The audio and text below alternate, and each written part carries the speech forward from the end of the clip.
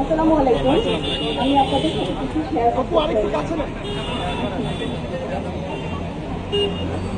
Public বিশ্ববিদ্যালয়ে যখন তারা হুমকির সম্মুখীন হয়, তখন আমরা প্রাইভেট বিশ্ববিদ্যালয় এবং নির্বিশেষে সবাই আমরা মাঠে নামি।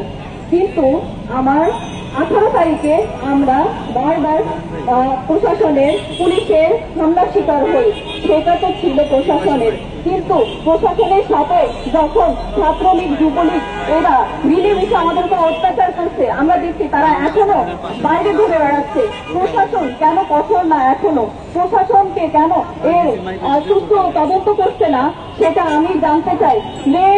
মেয়েরা সবসময় সামনের লাইনে দাঁড়ায়, ফ্রন্ট লাইনে দাঁড়িয়ে তারা আন্দোলন করছে, কিন্তু বারবার কেন মেয়েদের অবদানকে তুচ্ছ করে দেখা হয়? মেয়েদেরকে কেন হাইলাইট করা হয় না?